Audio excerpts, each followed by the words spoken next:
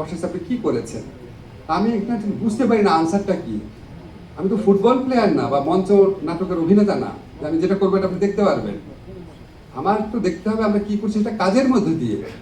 আজকে আপনাদেরকে লিগালিটির কথা বললাম, এর বাইরে আমরা অনেক কাজ করেছি যেটা কোনোদিন বাংলাদেশের ইতিহাস হয় না। আমরা সিভিল আদালত ক্রিমিনাল আদালতকে পৃথক করেছি যাতে সিভিল আদালতের নিষ্পত্তি বাড়ে, যাতে মামলার নিষ্পত্তি দ্রুতগামী হয়। কোনোদিন এটা বাংলাদেশে আগে করা হয়নি।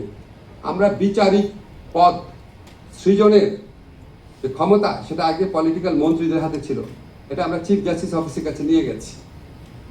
সেই ফাইল নিজের হাতে গিয়ে চিফ অ্যাডভাইজারের কাছে সাইন করে এসেছি, পিওনের মতো করে গিয়ে ওনার হাত থেকে সাইন করে নিয়ে এসেছি।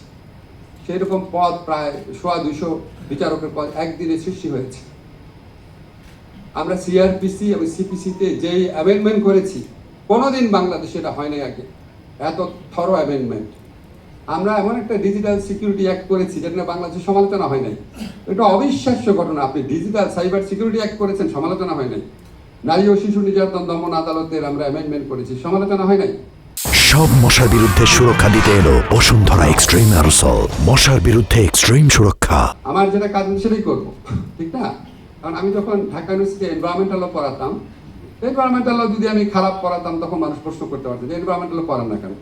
অন্য একজন লেবার ল পড়াচ্ছে, সে ফাঁকি দিচ্ছে নাকি বা সে করছে নাকি, আমার দেখার বিষয় না। আমার মিনিস্ট্রি কি কাজ করছে এটা অল্প কিছু আপনাদের বর্ণনা দিলাম, আরো অনেক অনেক কাজ করছে। এবং এটা কিন্তু আমি করি না, আমার মন্ত্রণালয়ের প্রত্যেকটা অফিসার সারা বাংলাদেশ থেকে খুঁজে সবচেয়ে অনেস্ট সবচেয়ে যোগ্য অফিসারদেরকে নিয়ে এসেছি। তাদের অনেকে আমার ছাত্র ছিল, I know their track record. তারা দিনে রাতে কাজ করছে। আমাদের খুব বেশি সময় নাই, কিন্তু আপনাদেরকে আমরা খুব দৃঢ়তার সাথে একটা কথা বলতে পারি, আমরা যে পরিবর্তনগুলো করে দিয়েছি, যে রিফর্ম করেছি, এই রিফর্মটা যদি পরবর্তীকালের পলিটিক্যাল গভর্নমেন্ট সাস্টেইন করে, অবশ্যই বাংলাদেশে অ্যাক্সেস টু জাস্টিস প্রচণ্ড পরিমাণ বৃদ্ধি পাবে। দরিদ্র অসহায় মানুষের আইনগত প্রতিকার পাওয়ার সুযোগ অনেক অনেক বেশি অবারিত হবে।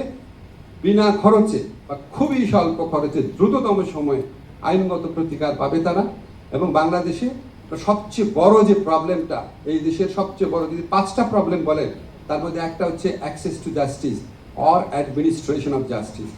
সেই 5টা প্রবলেমের যে একটা প্রবলেম আছে সেটা আমরা বহুলাংশে আমরা যে সংস্কারগুলো করে দেখলাম, আইনি সংস্কার এবং ইনস্টিটিউশনাল সংস্কার, এটা যদি পলিটিক্যাল গভর্নমেন্টগুলো অব্যাহত রাখে, এই যে সবচেয়ে বড় 5টা সংকটের আছে তার মধ্যে একটা সংকট ন্যায় বিচার প্রতিষ্ঠা, সেই সমস্যা বহুলাংশে সমাধান হবে।